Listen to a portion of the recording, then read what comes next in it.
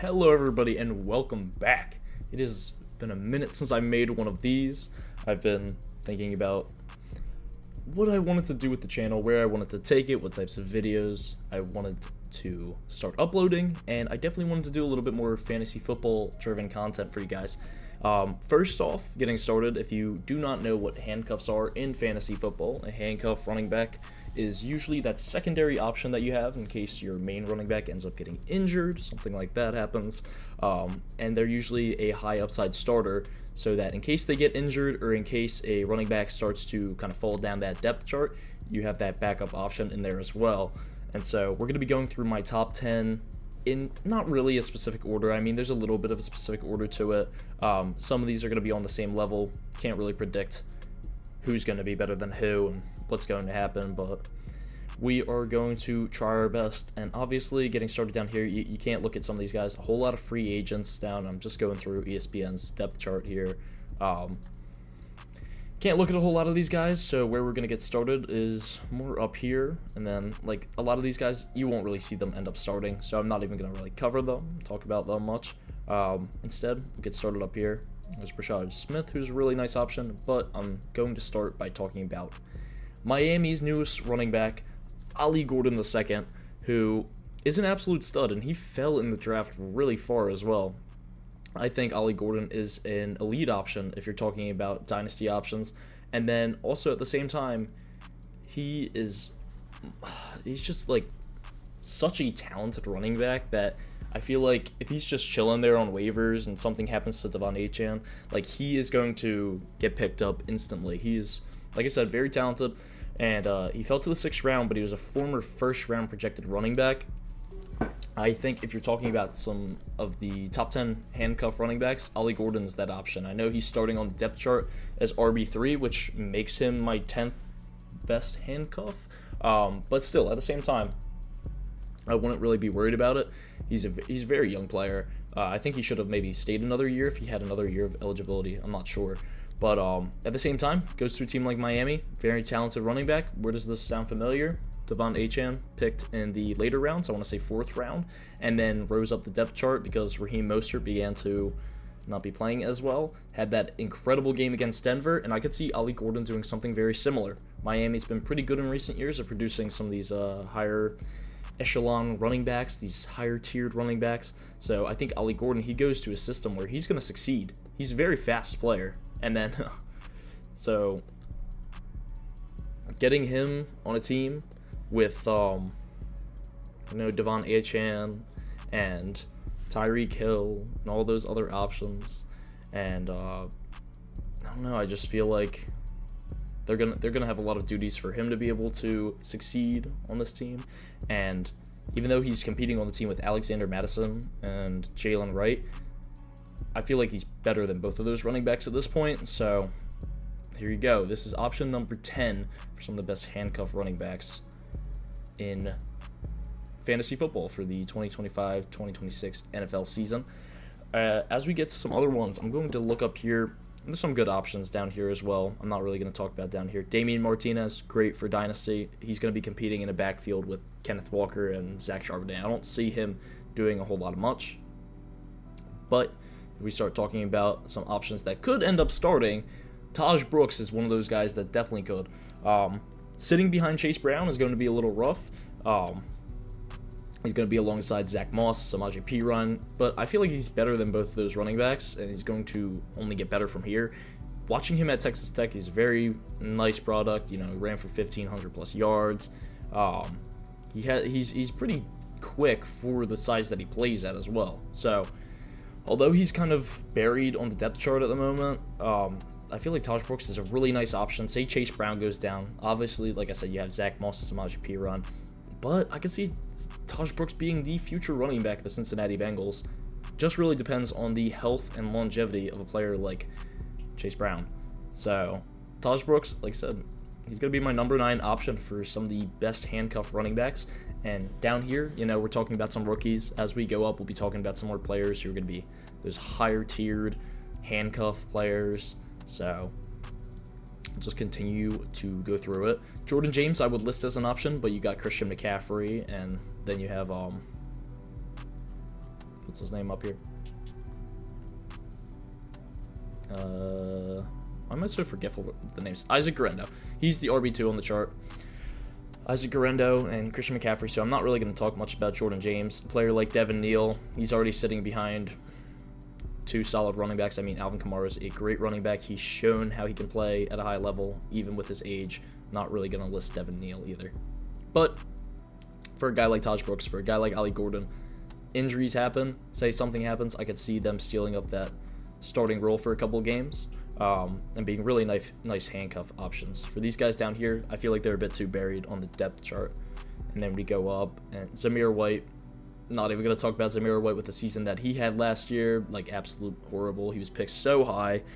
Dameon Pierce, he might be a fun option, but I think he's also buried on the depth chart as well. So we just continue to go up and up. Clyde Edwards-Helaire, I guess he's fine.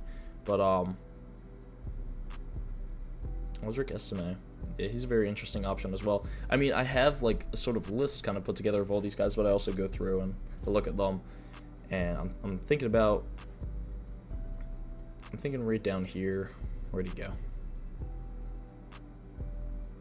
Kenneth Gainwell's nice. He's just put so far down on the depth chart. So seeing a couple of these names, I'm like, interesting options. Whatever team that Nicholas Chubb goes to, he is going to be my number 7 handcuff, because with the way that he played last season, with his injury history, I feel like he'll be nice. He'll be like that Leonard Fournette type option. When you're down there, he'll get you touchdowns, but he is not going to be a starting running back. I mean, with the stuff that we saw last year, even if, say, the Chicago Bears sign him, you know, he's RB2 on that team. If any other team, he's definitely going to get signed. He deserves to get signed. But he's just been riddled with too many injuries over 2 seasons, and I don't know. So he's going to be my number 7 option. Take him if he goes to a team, maybe even like Kansas City or something, where he's going to get those goal line touches and he's going to get touchdowns. But for now, I would steer clear from him. But at the same time, I have to put him on this list, because no matter what, he's going to be some team's RB2, and he's going to be a nice option. But at the same time, you got to look at that injury history. So number 7 on the list of handcuffs. Jalen Wright, nice down here, but like I said, I'm a little bit more high on Ali Gordon in comparison to him. Next up, my number 6 is going to be another rookie. Dylan Sampson's going to be sitting probably behind Quinshon Judkins, right? Yeah, he's going to sit behind him. Dylan Sampson is a very fun running back, though. He's known for most of his, he's a very small running back, and he's very, very young, so that's why I think he's really good if you're talking about Dynasty as well. As a handcuff option, I think him and Quinshon Judkins are going to kind of split that backfield a little bit. So I feel like he's a very nice option. But me personally, I don't know if I would pick him up. And I would even think about listing Nick Chubb higher than him. Like I said, this is where the list kind of differs. I can't list through my top 10 because things could happen. Nick Chubb, he could go to a team where he's going to be dominant and succeed. That's why it makes it kind of hard to list these running backs in a certain order for the handcuffs list. But at the same time, I like Dylan Sampson, and I think with his speed and agility, he's going to be a nice handcuff option. And all these guys down at the bottom of the list, I wouldn't pick too high, but if they're sitting there on waivers, they would be a very nice option. And then, obviously, you have to talk about J.K. Dobbins. J.K. Dobbins, another free agent player like Nick Chubb. He's going to be listed as my, 5th or 6th option as a handcuff. He's going to be a nice option, but whatever team he goes to, he's also going to be like that RB2, unless it's... No, I feel like a lot of teams have their RB1s already, so... But he had a really nice season last year, and I don't know why people aren't talking about him more. That's why I kind of listed him a little bit higher. J.K. Dobbins, a very fun option if you're looking for a high upside player, but you also have to see if he gets signed, just like Nick Chubb. If he doesn't get signed, then there's not much good qualities about picking up a player that's a free agent. But I really do like J.K. Dobbins for the way that he played last season. I feel like he was pretty decent for a whole lot of those games. Yeah, it was down here. He did definitely fall off later in the season. He had injuries and stuff. But at the same time, I like him as a handcuff option. Depends what team he goes to as well. And then we're getting into some of the higher echelon players. Why do I keep saying echelon? These higher tiered running backs. I believe this is RB5 for the handcuffs. Kendre Miller, like I said before with Alvin Kamara is a great running back, but he's getting older. And that's where handcuffs come in very important. Players like James Conner, Alvin Kamara, Joe Mixon, Travis Etienne even, Kyron Williams. Like, these are guys that are getting a little bit older, and you have to totally watch out for these backups that are playing in the backfield with them because they will steal up that starting role like that. So a player like Kendre Miller, where you've watched for the past few seasons, he gets a little bit of points here and there. He's nothing special, but at the same time, he's RB2 on that depth chart. He's not going to compete with Clyde Edwards-Helaire. Edwards-Helaire is absolutely horrible. I'm just going to say that now. Kendre Miller, he actually has a chance to be a very nice running back on this team this year, depending on the status of Alvin Kamara. He's struggled with injuries. Kendre Miller, this is his 3rd NFL season. I think we can expect a decent amount from him. When he played at TCU, he was a very fun running back to see. Not any type of top-tier running back, but I feel like he is one of the better options at handcuff, and I would even think about drafting him in the late rounds if you're looking for that option. Obviously, you could go one way. You could draft both Alvin Kamara and him, or you can bet on the fact that Alvin Kamara doesn't have a good season, and you could grab up him. You could grab Kendre Miller. You could grab up other options at handcuff. And handcuffs are also really good for dynasty leagues because, you have the player and then you have their backup as well for years in the future. So it's good to have both options ready. And then my next up I'm going to talk about is number 4, and that's Woody Marks. Obviously, I could talk about Dameon Pierce. Woody Marks is just listed with a higher ADP. And Dameon Pierce, we've already seen what he can do. Woody Marks at USC was such an interesting player. I wouldn't even say he's like the best in the world, but he was great with pass catching, and that's very important for fantasy football. And so learning behind Joe Mixon is going to be great for him. And then Joe Mixon, he struggled with those injuries here and there last year. So I feel like Woody Marks could even come in and steal Joe Mixon's job. He is getting into those higher options, Kendre Miller, Woody Marks, that could come in and say the running back goes down. They could end up taking that starting role because they want younger options there. So that's why I really like Woody Marks. Like I said, pass catching, absolute beast. He's going to be competing with Dare Ogunbowale and Dameon Pierce for those number 2 duties. And obviously Joe Mixon, at the same time, he had a great season last year. So that's why I still have Woody Marks down here a bit lower. But at the same time, he's going to be a really fun option. And if you're drafting Joe Mixon, you got to draft Woody Marks just in case Mixon goes down. I feel like Woody Marks will be that starting guy on the team. The other 2 options you can't really count on entirely. Woody Marks is a young rookie, pass-catching machine, beast.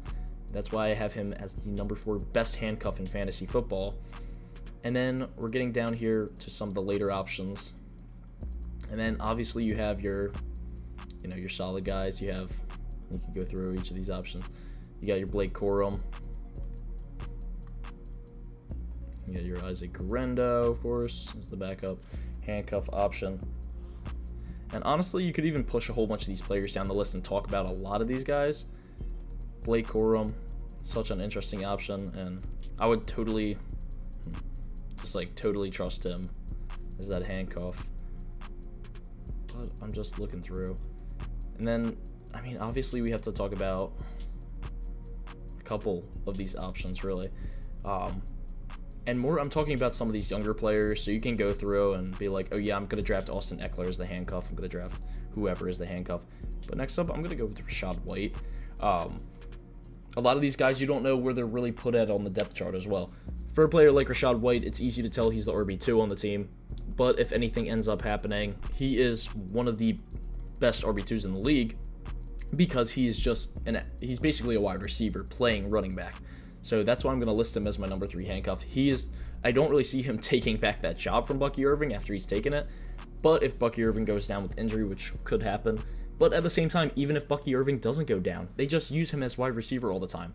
So taking Rashad White in the later rounds just to play with him as wide receiver, although they do have a lot of receivers on that team, they are able to get the ball to all these different players. So Rashad White, one of those top options for a handcuff, and he's going relatively late. I wouldn't pick him up. His ADP 132, so I wouldn't pick him up early, but at the same time, very nice option. Then we get to a couple of the other guys, and gotta talk about both these guys right here. Blake Corum and Trey Benson, and I don't even know. I can't even list like my top 10. There's so many good options for these handcuffs. Blake Corum, if you're drafting Kyren Williams, you may just want to draft Blake Corum. He is the RB2 on the team. You got to look out for Blake Corum. And then on the same level, I'm going to talk about one of the best options for a handcuff running back in all of fantasy football, and that's Trey Benson.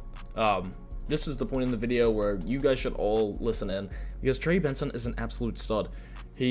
And this is one of the top options that people are talking about. He played a minimal role as a rookie, obviously, but James Conner getting much older now, he has dealt with injuries as well. If you're drafting James Conner in this fantasy football season, you need to draft Trey Benson as that handcuff, because Benson, he's going to be very effective when he's able to play.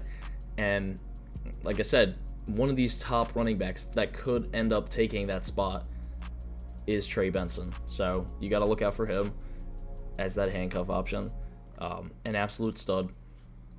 Nobody else is going to really compete with him for that job. There's Emari Demercado there, but he's passed him up on the depth chart.